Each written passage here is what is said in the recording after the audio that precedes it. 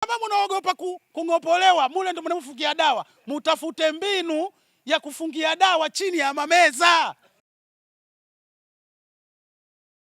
Mtazamaji, hapa ni katika ofisi ya mtendaji kata ya Mitengo, halmashauri ya manispaa Mtwara Mikindani, ambapo leo Januari 7, 2026 umefanyika mkutano wa mheshimiwa diwani wa kata hii, ambaye lengo kuu lilikuwa ni kuwashukuru wananchi kwa kumchagua na kurejea tena madarakani kuwa diwani wa kata ya Mitengo. Lakini miongoni mwa maneno ambayo amezungumza diwani huyu hapa ni pamoja na swala zima la soko. Wananchi warejee kufanya biashara katika soko lao la kisasa kabisa lilojengwa hapa Mitengo, na waache kufanya biashara pembezoni na soko. Kwa hiyo tunachowaomba ndugu zetu, twendeni tukafanye biashara kwenye lile soko.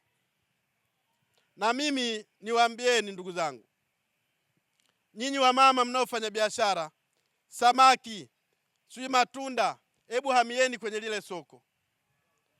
Hamieni. Sasa hivi serikali inatoa fedha 10% na kipaumbele wa mama, walemavu na vijana. Nyinyi wamama ndio mnafanya biashara, ingieni mle ndani, tengenezeni vikundi, mkapewe fedha halmashauri, muendeleze biashara, mkachukue nazi muweke mle ndugu zangu. Na mimi wamama wote watakuanzisha kikundi watu 6, na naona wanafanya biashara kwenye eneo la ndani ya soko. Kwenye usajili wa kikundi 60,000 ni gharama zangu, siku yoyote waje wachukue hela. Nataka lile soko lifanye kazi. Nyie mmetaka kuingia mle ndani, fanyeni biashara mle ndani, anzisheni vikundi. Nitawapa fedha kusajili na nitasimamia. Nikiona mnafanya biashara mle ndani, na hakikisha naongea na mkurugenzi usiku na mchana, vikundi hivyo kile itakapokuja awamu ya mkopo mnapata nyie, tuna uwezoni nao. Viongozi wa serikali akiwemo mtendaji kata pamoja naye mwenyekiti wa mtaa wa Mnazi Mmoja weza kuwa soko hilo limegharimu fedha nyingi, hivyo hawatofumbia macho kuona soko hilo likiendelea kubaki bila biashara. Pale soko itumie fedha nyingi, mamilioni ya fedha, alafu lile soko lisiwe na matumizi yoyote, manake hiyo itakuwa haina maana, na hayo ni matumizi mabaya ya fedha za serikali. Kwa hiyo kuna vitu vingine vinaumiza, na ukweli saa nyingine unauma, lakini lazima tuuseme. Lile soko litaenda kutumika. Watu wote ambao wako katika maeneo ambayo sio rasmi wajiandae. Haiwezekani tuletewe soko liko pale, na ilikuwa ni kipaumbele katika mikutano yote. Kila tukikutana hapa soko, leo soko lipo, soko lile pale. Sasa tunataka nini?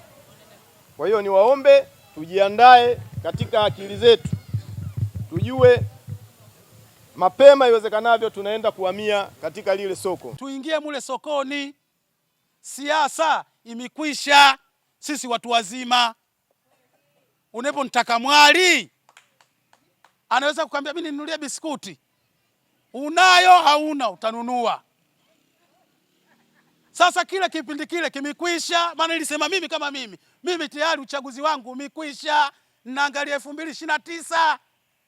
Sasa mimi natekeleza kazi, baadaye tusije tukalaumiana. Nikafika pale vibandani nikamwambia twendeni sokoni, na pale walijenga nje hawa, kila siku nawaambia hivi vibanda havihitajiki, lakini kaeni.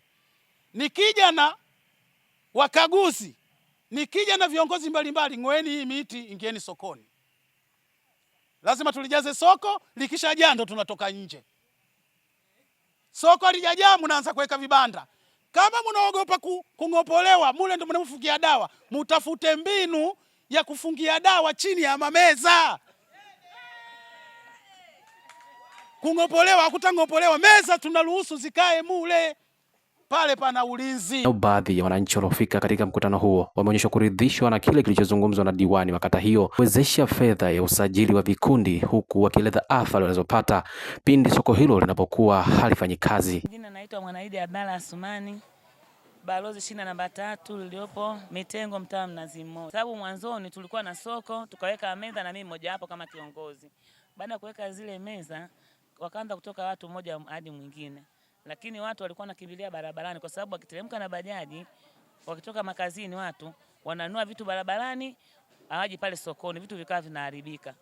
Kupitia huu mkutano wetu wa leo nimefurahi sana, kwa sababu sasa wale wa barabarani watavunjiwa na hakuna atakayeenda kulalamika kokote, kwa sababu ni muda mrefu anaambiwa atoke barabarani, hataki kuelewa.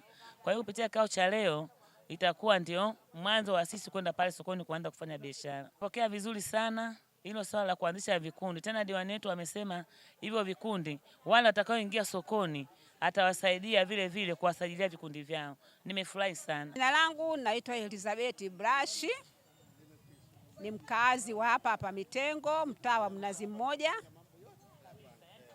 Tumesikiliza vizuri tu mkutano wetu tangia mwanzo hadi mwisho, na nimemsikia mheshimiwa diwani akiwahamasisha kina dada wa mama wajiunge vikundi ili yeye awafanyie michakato wapate mikopo ya kujiendeleza, kwa sababu kama sio vikundi yeye hawezi kutoka kwa mtu mmoja mmoja. Ni lazima waunde vikundi na yeye atawawezesha kwa kuwaombea mikopo. Kwa hiyo tumefurahi sana baada ya kusikia hivyo alivyoongea mheshimiwa diwani, na tunamjua ni diwani anayefanya kazi na wananchi na yupo karibu na wananchi. Ni diwani ambaye hana hasira, diwani mzuri tu, tunampenda kwa kazi yake. Kutoka hapa katika ofisi ya mtendaji kata Mitengo, halmashauri ya manispaa Mtwara Mikindani, mkoani Mtwara, jina langu ni Heri Abdalla na hii ni Chivihi Media. Nikusihi kusubscribe, like na kucomment YouTube channel yetu, uwe mjanja na wa kwanza kupata habari zetu, lakini pia usisahau tunapatikana katika mtandao wa Instagram, TikTok pamoja na Facebook kama Chivihi Media. Huko utakwenda kupata habari zetu. Hakika sisi tunakuunganisha na ulimwengu. Asante na kwaheri mpaka wakati mwingine.